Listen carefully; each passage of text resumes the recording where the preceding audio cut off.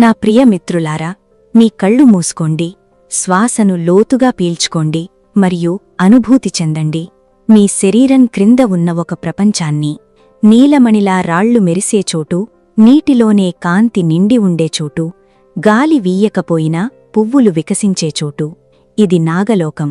మరియు నేను మహర్షి నాగదేవుడిని, ఈ ప్రపంచానికి అత్యంత పురాతన సాక్షిని. ఈరోజు నేను నా కళ్లతో చూసిన ఒక కథను మీకు చెబుతాను. నాగమణి కథ, నాగిని కథ. మరియు దురాశతో కళ్ళు మూసుకుపోయి ఏ మానవుడికీ చెందనిదానిని పొందడానికి ప్రయత్నించిన ఆ మానవుల కథ. కూర్చోండి, వినడానికి సిద్ధమవ్వండి. ఎందుకంటే ఈ కథ కేవలం వినడం గురించినది కాదు, అనుభూతి చెందడం గురించినది. మనం ప్రారంభిద్దాం. ఈ ప్రపంచం 3 భాగాలుగా ఏర్పడింది. పైభాగంలో మానవలోకం ఉంది. అది పొగమంచులతో నిండిన లోకం. అక్కడ ప్రజలు కలలు కంటారు, కాని కొన్నిసార్లు తమ కలల విలువను తెలుసుకోలేరు. మధ్యలో అడవులు, పర్వతాలు ఉన్నాయి. ఆ 2 ప్రపంచాలను వేరుచేసే శిఖర శ్రేణి అది. ఇక అట్టడుగున అన్నిటికన్నా లోతైన, అత్యంత సుందరమైన నాగలోకం ఉంది. నాగలోకం ఒక సాధారణ ప్రదేశం కాదు మిత్రులారా, అది ఒక సంపూర్ణ నాగరికత. నీలివర్ణం మరియు శక్తితో దేవతలు నిర్మించబడిన స్ఫటిక సౌధాలు, సర్పశిఖరాలు, తమదైన భాషలో మాట్లాడే గాఢ నీలి కొలన్లు, రాత్రిపూట వికసించి తమ సొంత కాంతితో ప్రకాశించే పువ్వులు. వాటికి సూర్యరశ్మి అవసరం లేదు. ఇక్కడ గాలులు లేవు, అయినా చెట్లు ఊగుతాయి, ఎందుకంటే గాలి కూడా ఒక జీవశక్తి. ఈ ప్రపంచానికి సరిగ్గా మధ్యలో అత్యున్నత సౌధ గర్భంలో ఒక బలిపీఠం ఉంది, మరియు ఆ బలిపీఠంపై నాగమణి కొలువై ఉంది. నాగమణి, దాన్ని ఎలా వర్ణించాలి? రత్నాలన్నిటికన్నా గొప్పదైన ఒక రత్నం, కాంతులన్నిటికీ తల్లివంటి ఒక కాంతి. అది ఒక పొడవాటి స్త్రీ పరిమాణంలోని నీలి తెలుపు కాంతిగోళం. అయినా దానిలో ఒక సంపూర్ణ ప్రపంచం నివసిస్తోంది. దాన్ని తాకితే మీ నొప్పి తొలగిపోతుంది. దాని పక్కన కూర్చుంటే మీ మనస్సు ప్రశాంతమవుతుంది. దాన్ని చూస్తే సత్యాసత్యాల మధ్య వ్యత్యాసం మీకు కనిపించడం మొదలవుతుంది. నాగమణి కేవలం ఒక రత్నం కాదు, అది నాగలోకపు ఆత్మ. అది సురక్షితంగా ఉన్నంతకాలం నాగలోకం సురక్షితంగా ఉంటుంది. అది ప్రకాశిస్తున్నంతకాలం నాగలోకంలో జీవం ఉంటుంది. మరియు అది నా ప్రియమైన శిష్యురాలిచే రక్షించబడింది. నాగిని. నాగిని, ఆ పేరు వినగానే ప్రశాంతత కలుగుతుంది కదూ? ఆమె నాగలోకంలోనే గొప్ప సర్పవిద్యా నిపుణురాలు. ఆమె 300 సంవత్సరాలకు పైగా జీవించింది. కాని సర్పవిద్యా నిపుణులను మానవ కాలమానంలో కొలవరు. 300 ఏళ్ల వయసులో కూడా ఆమె మాకు ఇంకా యవ్వనవతిగానే కనిపించేది. ఆమె కళ్ళు నీలాకాశంలా ఉండేవి, లోతైనవి, ప్రశాంతమైనవి మరియు ఎంతో నిష్కపటమైనవి. అబద్ధం చెప్పడం అసాధ్యమనిపించేలా. ఆమె జుట్టు నల్లగా ఉండేది, పొడవుగా ఉండేది. నీటిలో తేలుతున్నప్పుడు అది ఆమె వెనుక నేలపై ఈడుచుకువచ్చే అంత పొడవుగా ఉండేది. ఆమె యోగి శరీరానికి ఒక దివ్య తేజస్సు ఉండేది, లోపలి నుండి వెలిగే దీపంలాగా. కాని నాగిని యొక్క గొప్ప అందం ఆమె రూపంలో లేదు. ఆమె గొప్ప అందం ఆమె స్వభావంలో ఉంది. ఆమె వినయశీలి, నిజమైన వినయం. తనను తాను గొప్పదానిగా భావించకుండా గొప్ప కార్యాలు సాధించినప్పటికీ తన పేరును గొప్పగా చెప్పుకోని వ్యక్తి. నాగలోకంలో ఒక చిన్న పిల్లవాడు జబ్బు చేస్తే నాగిని రాత్రంతా అతని పక్కనే కూర్చునేది. ఒక యువతి కష్టంలో ఉంటే నాగినియే అందరికన్నా ముందుగా వచ్చేది. ఆమె దృష్టిలో ఏ పని చిన్నది కాదు, పెద్దది కాదు. ఎవరికైనా సహాయం అవసరమైతే అది ఆమెకే. కాని అది బలహీనత అనుకున్నాడు. నాగిని శక్తికి హద్దులేదు. అవసరం వచ్చినప్పుడు, నాగలోకానికి ముప్పు వాటిల్లినప్పుడు నాగిని కళ్లలో ఒక ప్రత్యేకమైన తీవ్రత వెల్లివిరిసేది. ఆమె సర్పశక్తులు ఏ శత్రువునైనా క్షణంలో నిర్వీర్యం చేయగలవు. ఆమె సర్ప విసనకర్ర ఒక్క దెబ్బతో తెరుచుకునేది. ఆ దెబ్బ శబ్దం శత్రువుల వెన్నులో వణుకు పుట్టించేది. రక్షించే శక్తి ఆమెకు ఉంది. మరియు భయం లేకుండా, స్వార్థం లేకుండా రక్షించాలనే సంకల్పం ఆమెకు ఉంది. నాగిని నాగలోకపు రక్షకురాలు. మరియు నేను మహర్షి నాగదేవుడిని, ఆమెకు గురువును, ఆమెకు మార్గదర్శిని. ఒక రాత్రి నేను వేదిక దగ్గర ధ్యానంలో కూర్చొని ఉండగా నాగిని నా వద్దకు వచ్చింది. ఆమె నుదుటపై ఒక చిన్న కురుపు ఉంది. ఆయన ముఖంలో ఆందోళన ఛాయలు కనిపించాయి. మహర్షిజీ, అంది ఎప్పుడూ సౌమ్యంగా ఉండే స్వరంతో. కొన్ని రోజులుగా నాకు ఒక వింతైన మరియు కలవరపరిచే అనుభవం కలుగుతోంది. మానవలోకం నుండి నాగలోకంపై ఒక దృశ్యం కనిపిస్తోంది. అది సరళంగా లేదు. నేను కళ్ళు తెరిచాను. నాగిని ఉద్దేశ్యాలను నేను ఎన్నడూ సందేహించలేదు. కుమారా, నాగమణి వార్త నలుదిశలా వ్యాపించింది. మానవలోకంలో ఆమె గురించి తెలిసినవారు కొద్దిమందే ఉన్నారు. ఇక తెలిసినవారిలో అందరూ నాగమణిని కోరుకోకపోవచ్చు, కాని కొందరు మాత్రం తప్పకుండా కోరుకుంటారు. నాగిని నా మాటలు విన్నది. తరువాత సూటిగా నా కళ్లలోకి చూసింది. నేను సిద్ధమే మహర్షిగారు. నేను చిరునవ్వు నవ్వాను. ఆమె సిద్ధంగా ఉంది. ఆమె ఎల్లప్పుడూ సిద్ధంగా ఉంటుంది. ఇప్పుడు మీరు నన్ను మానవలోకంలోకి తీసుకువెళ్ళాలి. ఋతుసంబంధమైన పొగ అలుముకుని దీపాలు మినుకుమినుకుమంటున్న ఒక పాత భవనం చీకటిలో విక్రమ్ రాణా కూర్చుని ఉన్నాడు. 50 ఏళ్ల వయస్సు, చిక్కిన ముఖం, సన్మార్గంలో ఉన్నప్పుడు మరెవరికీ లేనంత ఆ కామపు మెరుపు అతని కళ్లలో ఉంది. విక్రమ్ రాణా ఒక పురాతన నిధి వేటగాడు. అతని పేరు 3 మహాదీపాలలో ప్రసిద్ధి. కాని ఆ పేరు గౌరవానికి చిహ్నం కాదు, భయానికి చిహ్నం. అతన్ని తెలిసిన ప్రతి ఒక్కరూ అతనికి దూరంగా ఉండేవారు. ఆ రాత్రి విక్రమ్ ఒక పాత చిత్రాన్ని చూస్తున్నాడు. అది శతాబ్దాలనాటి చేతిహత గీసిన చిత్రం. అందులో ఒక రత్నం ఒక ప్రత్యేకమైన కాంతితో మెరుస్తోంది. దాని క్రింద ఇలా వ్రాయబడి ఉంది: నాగమణి. దీనిని కనుగొన్నవారు ప్రపంచంలోని ప్రతి వ్యాధికీ నివారణను కనుగొంటారు. దీనిని కనుగొన్నవారు శాశ్వత సంపదను పొందుతారు. దీనిని కనుగొన్నవారు అమరత్వాన్ని పొందుతారు. విక్రమ్ కళ్లలో ఒక ప్రత్యేకమైన జ్వాల వెలిగింది. అతను తన 2 సహచరులను పిలిచాడు. మొదటివాడు శేష, పొడవైన రంగురంగుల దుస్తులు ధరించిన, కామత్తో కూడిన చిరునవ్వులు చిందించే వ్యక్తి. తాళాలు పగలగొట్టడం, కాపలాధారుణ్ణి గందరగోళానికి గురిచేయడం, చీకటి ప్రదేశాల గుండా దారి కనుగొనడం అతని పని. రెండవవాడు కరాల్. బలిష్ఠమైన శరీరం, పచ్చబొట్లు పొడించుకున్న చేతులు, ఎప్పుడూ విషంతో నిండిన నాలుక, దేనినైనా పగలగొట్టడంలో లేదా నాశనం చేయడంలో నిపుణుడు. అతని కళ్లలో భయం లేదు. కాని ఆ భయం స్థానంలో మరింత ప్రమాదకరమైన మరొకటి ఉంది. అదే అహంకారం. ఆ ముగ్గురూ కలిసి ఒక ప్రణాళిక వేసుకున్నారు. విక్రమ్ ఒక పాత పటాన్ని బయటకు తీశాడు. అది మనుషులు గీసిన పటాలలో కూడా గుర్తించబడని ఒక ప్రాంతానికి. అది ఒక దట్టమైన అడవి. సూర్యరశ్మి కూడా అడుగుభాగానికి చేరదు.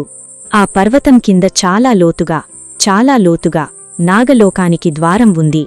లోపలికి వెళ్లడం కష్టమని అన్నాడు శేష. మీ దగ్గర సరైనది ఉంటే ఏదీ కష్టం కాదు అన్నాడు విక్రమ్. ఆ సరైనది అంటే అతని ఉద్దేశం ఒక నల్ల యంత్రం, పాములను బంధించగల యంత్రం. నెలలు తరబడి వెతికిన తరువాత విక్రమ్కు ఈ యంత్రం దొరికింది.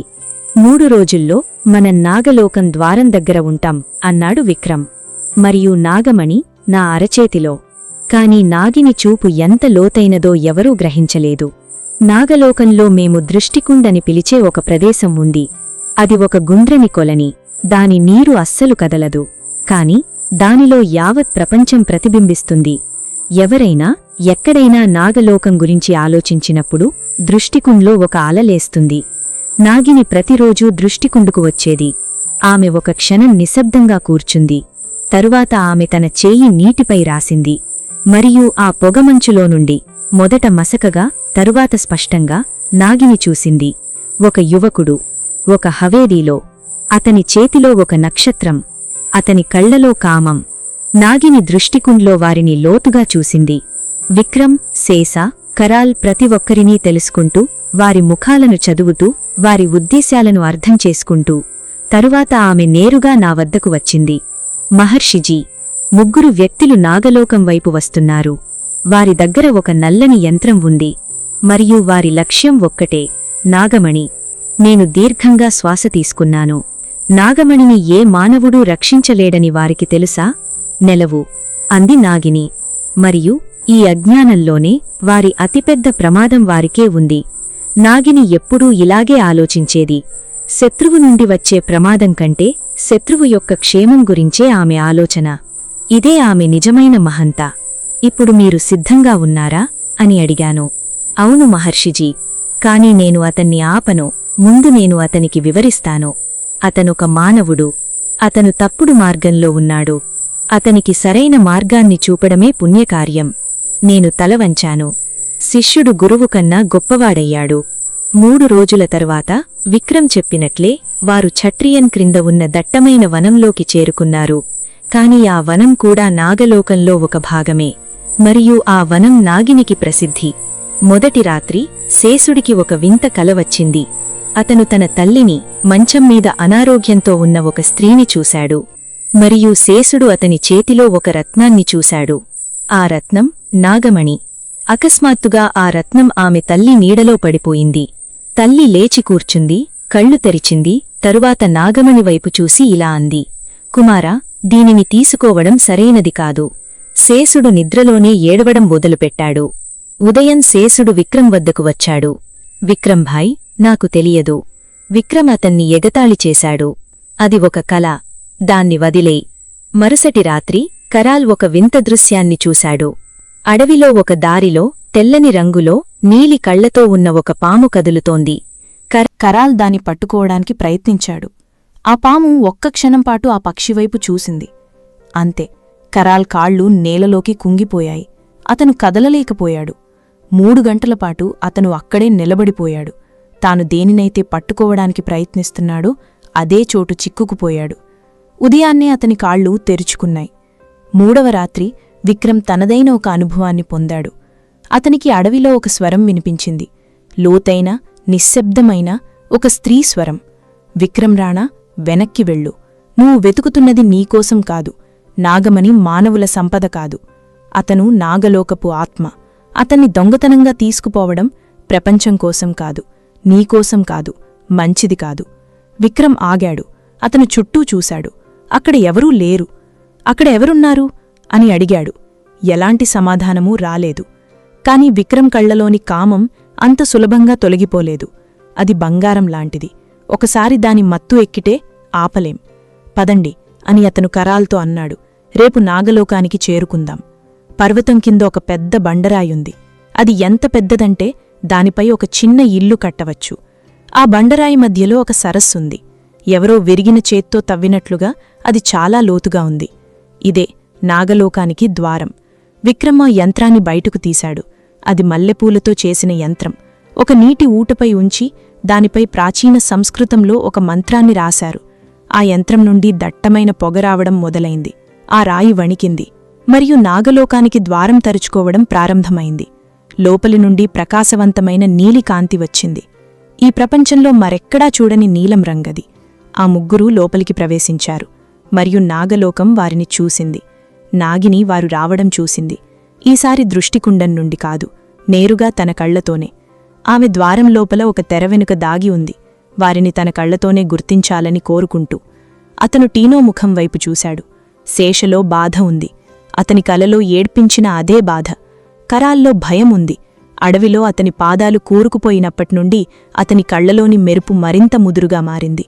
ఇక విక్రమ్లో కేవలం దురాశ మాత్రమే ఉంది. మరో ఛాయ లేదు. నాగిని సూటిగా అతని ముందుకొచ్చింది. టీనో ఆగిపోయాడు. ఆలోచించు. వారి ముందు ఒక యువతి నిలబడి ఉంది. నీలి కళ్ళు, నల్లని జుట్టు, నుదుటిపై దైవీక కాంతి, తెల్లని వస్త్రాలు మరియు ఒక మనిషిని కొద్దిగా భయపెట్టేంత ప్రశాంతత. ఎందుకంటే ఆ ప్రశాంతత బలహీనత కాదు, అది బలం. ఆగండి అందామె. ఆమె గొంతులో భయం లేదు, కోపం లేదు, కేవలం ప్రశాంతమైన, నిర్లిప్తమైన స్వరం. ఆ యువకుల ధైర్యం ఒక్క క్షణం సండగిల్లింది. నువ్వెవరు అని విక్రమ్ అడిగాడు, భయపడి తమ భయాన్ని బయటపెట్టకూడదనుకునేవాళ్లు మాట్లాడే గొంతులాంటి స్వరంతో. నేను నాగినిని అందామె, నాగలోక రక్షకురాలిని. ఇది మీరు ఉండాలనుకునే చోటు కాదు. మేము నాగముని కోసం వచ్చాము అని కరాల్ ఏమాత్రం దాపరికాలు లేకుండా సూటిగా చెప్పాడు. నాగిని కరాల్ వైపు చూసింది. తర్వాత శేషవైపు, తర్వాత విక్రమ్ వైపు. మీరు ఎందుకు వచ్చారో నాకు తెలుసు. నాగమణి మీకు ఏమిస్తుంది అని మీరు ఆలోచిస్తున్నారని కూడా నాకు తెలుసు. సంపద, ఆరోగ్యం, అమరత్వం. ఆమె ఒక క్షణం ఆగి నెమ్మదిగా ఇలా అంది, నేను మీకొకటి చూపించనా? శేష అడిగాడు. నాకేమి చూపిస్తావు? నాగిని చెయ్యి పైకెత్తింది. దగ్గర్లోని గోడపై ఒక చిత్రం ప్రత్యక్షమైంది. ఒక సినిమా ప్రదర్శించబడినట్లుగా చిత్రాలు ప్రత్యక్షమయ్యాయి. నాగలోకంలో విశాలమైన, పచ్చని, వికసిస్తున్న భూమి. నాగమణి వెలుగుతో పిల్లలు క్షేమంగా ఉంటారు. చెట్లు పెరుగుతాయి. అప్పుడు చిత్రాలు మారాయి. నాగమణి నాగలోకాన్ని విడిచి వెళ్ళిపోయింది. నాగలోకంలో వెలుగు మసకబడింది. రంగులు వెలిచిపోయాయి, పువ్వులు వాడిపోయాయి, నీరు నల్లబడ్డం మొదలైంది. మరియు ఆ చిన్న పిల్లలు, నాగపిల్లలు ఒకరి తర్వాత ఒకరు అనారోగ్యానికి గురవడం మొదలుపెట్టారు. శేషుని కళ్ళు నీటితో నిండిపోయాయి. ఇది నిజమేనా అని అతను నెమ్మదిగా తనలో తానే అనుకుంటున్నట్లుగా అడిగాడు. నాగమణి నాగలోకపు ఆత్మ. దాన్ని ఇక్కడి నుండి తీసుకెళ్ళు, నాగలోకాన్ని సంహరించు. కేవలం ఒక మనిషి దురాశ కారణంగా ఒక జీవ ప్రపంచం, ఒక సంపూర్ణ నాగరికతే నశించిపోతుంది. శేష వెనక్కి తగ్గాడు. అతని చేతులు వణికిపోతున్నాయి. నేనింక ముందుకు వెళ్లను. విక్రంభాయ్, ఆపండి, ఇది సరికాదు. విక్రమ్ శేషవైపు తీక్షణంగా, తీవ్రంగా చూశాడు. వెనక్కి తగ్గు అన్నాడు. విక్రమ్ కరాల్ వైపు సైగ చేశాడు. కరాల్ ఒక నల్లని తాడుతో చేసిన జాలిని క్రిసించాడు. నాగశక్తి శక్తిని అడ్డుకోగల జాలి అది. విక్రమ్ ఆ యంత్రాన్ని తీసుకుని వేగంగా, తప్పుల తగక సంస్కృతంలో ఒక ప్రమాదకరమైన మంత్రాన్ని పఠించడం ప్రారంభించాడు. నాగిని ఇదంతా చూసింది. ఒక్క క్షణం, కేవలం ఒక్క క్షణం ఆమె కళ్ళు మూసుకున్నాయి. ఆమె తల దాచుకుని ఉండవచ్చు, ఆమె కేకలు వేసి హెచ్చరించి ఉండవచ్చు. కాని నాగిని చేసింది భిన్నంగా ఉంది. ఆమె ముందుకడుగు వేసింది, నేరుగా విక్రమ్ ఎదురుగా. ఈ యంత్రం యొక్క శక్తి నాగమణిని ఛేదించదు. ఒకవేళ అది ఛేదించగలిగినా ఆ నాగమణి శూన్యమైపోతుంది, ఒక రాయిగా, నిరుపయోగంగా. నువ్వు వెతుకుతున్నది అది నాగమణి లోపల కాదు, అది నాగమణి సంకల్పంలో ఉంది. మరియు సంకల్పాన్ని దొంగలించలేం. విక్రమ్ చెయ్యి ఆగిపోయింది. యంత్రం శబ్దం నెమ్మదించింది. నాగిని ఒక అడుగు ముందుకు వేసింది. మరియు నెమ్మదిగా, భయం లేకుండా, ఏమీ లేకుండా ఆమె తన చేతిని యంత్రంపై ఉన్న విక్రమ్ చేతిపై ఉంచింది. ఒక కాంతి ఉద్భవించింది, నీలి, గాఢంది. యంత్రం ఒక క్షణంపాటు ప్రకాశించింది. తర్వాత అది చల్లబడింది. శేషుని శ్వాస ఆగిపోయింది. కరాల్ చేతి నుండి జాలి జారిపోయింది. ఏమి జరిగింది? విక్రమ్ అడిగాడు. మొట్టమొదటిసారిగా అతని గొంతులో నిజమైన భయం. నాగమణి స్పర్శ ఏమి చేస్తుందో నేను నీకు చూపించాను. నాకు అది నిజమైన సంకల్పాలను చూపిస్తుంది. నీ సంకల్పం నాగలోకాన్ని నాశనం చేయడం, ఈ యంత్రం శక్తి నాగమణిని మరచిపోవడం. దానికోసమే నాగమణి తనను తాను ఖాళీ చేసుకుంది. నాగిని కళ్ళు ఇప్పుడు తేజస్సుతో నిండిపోయాయి. మరియు నా సంకల్పం ఈ ప్రపంచాన్ని రక్షించడమే ఈ యంత్రాన్ని నాశనం చేసింది.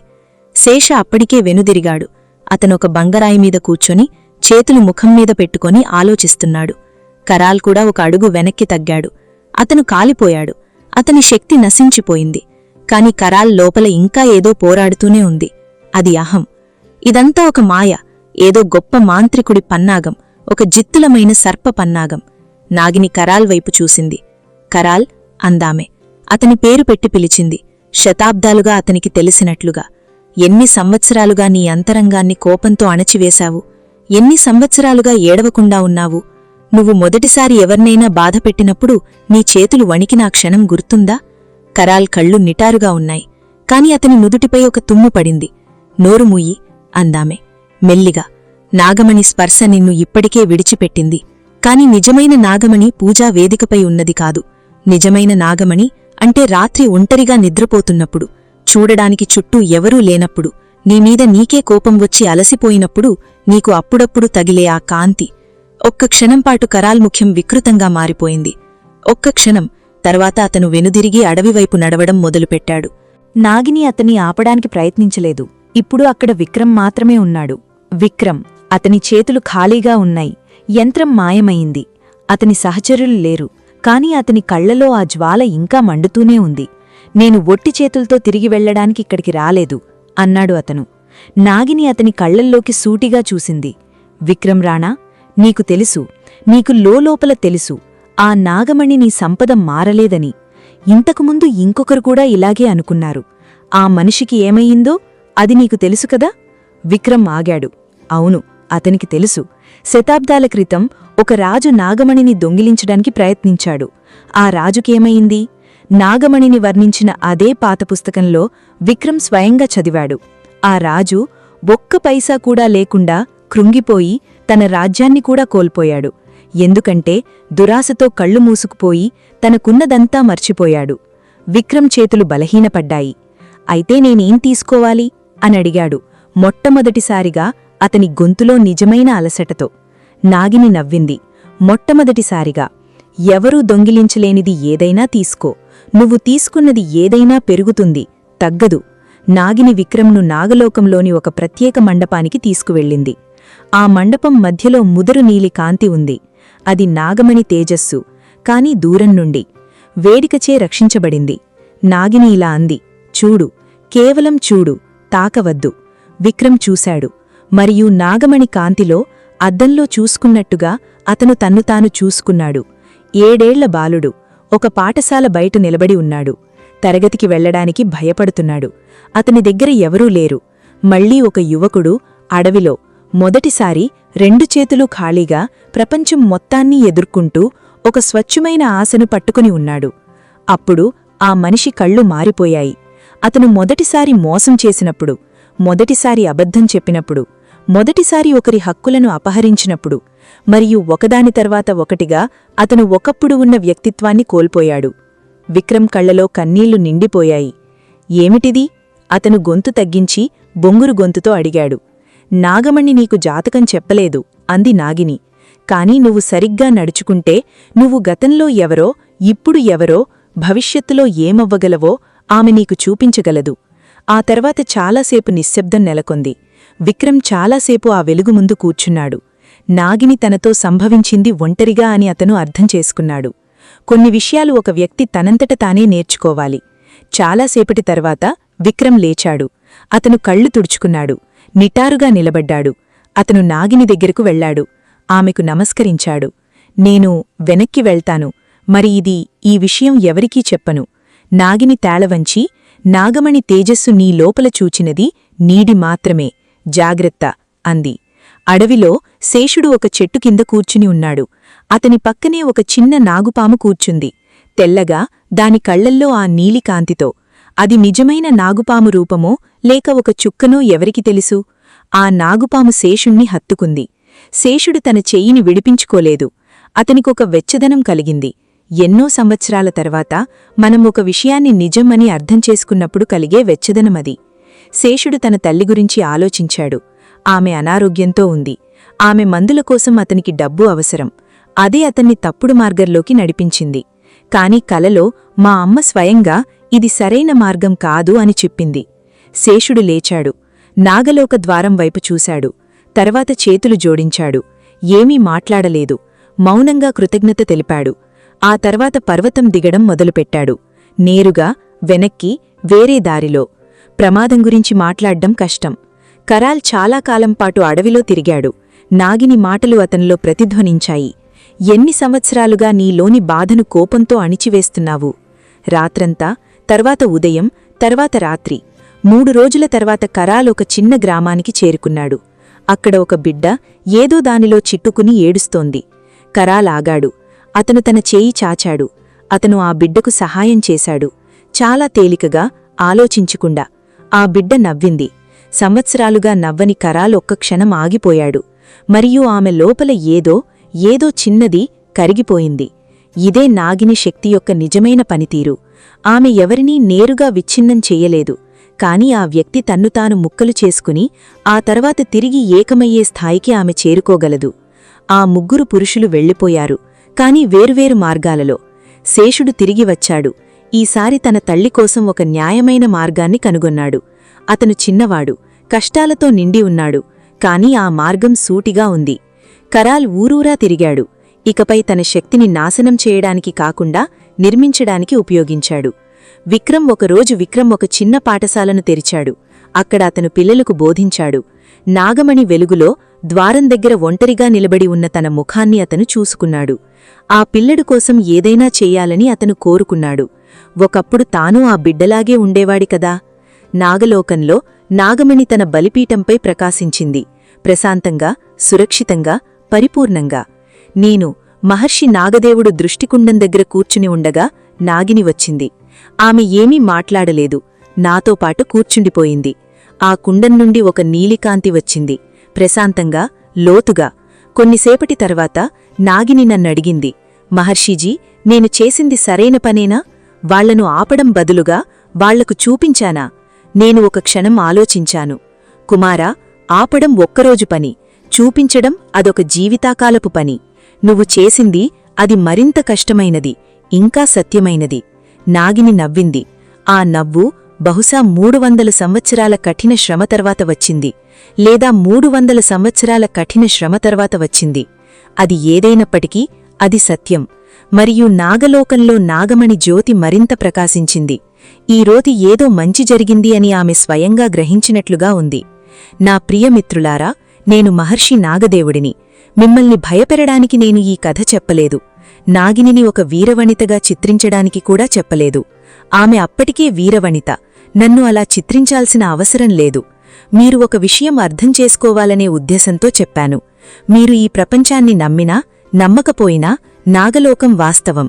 కాని నాగలోకం అనేది మీ అంతరంగంలో ఒక స్థానానికి రూపకం. అక్కడ దేనినో భద్రపరిచాలి, దేనినో పూజించాలి. కంటికి కనిపించని ఏదో ఒకటి ఉంటుంది. ప్రతి మనిషి అంతరంగంలో ఒక నాగమణి ఉంటుంది. ఆ నాగమణి మీ నిజమైన ఆనందం, మీ సద్గురుతం, మిమ్మల్ని మీరుగా నిలబెట్టే మీ శక్తి. మరియు ప్రతి మనిషిలోనూ ఒక విక్రమ్ ఉంటాడు, ఒక శేషుడు ఉంటాడు, ఒక కరాలు ఉంటాడు. ఆ భాగం ఎన్నోసార్లు దురాశలో, భయంలో, బాధలో దారి తప్పుతుంది.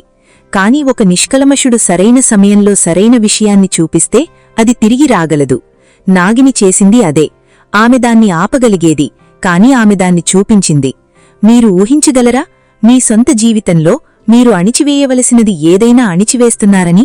ఒక కథ ముగింపు కేవలం ముగింపు మాత్రమే కాదు, అది మరో కథకు ద్వారం. నాగలోకం ఇంకా అక్కడే ఉంది, నాగిని ఇంకా అక్కడే ఉంది, నాగమణి ఇంకా ప్రకాశిస్తూనే ఉంది. మరియు ఎప్పుడైనా ఆ చీకటి రాత్రిలో మీకు ఒక నీలికాంతి కనిపిస్తే, అడవిలో, నీటిలో, మీ కలల్లో, భయపడకండి. అది కేవలం నాగిని యొక్క దర్శనం. మీరు క్షేమంగా ఉన్నారని నిర్ధారించుకోవడానికి ఆమె మిమ్మల్ని కాపాడుతోంది. మీకు ఈ కథ నచ్చినట్లయితే దయచేసి లైక్ బటన్ను క్లిక్ చేసి మా ఛానల్కు సబ్స్క్రైబ్ చేసుకోండి. మీ మద్దతు మీకోసం మరిన్ని వీడియోలను రూపొందించడానికి మమ్మల్ని నిజంగా ప్రోత్సహిస్తుంది.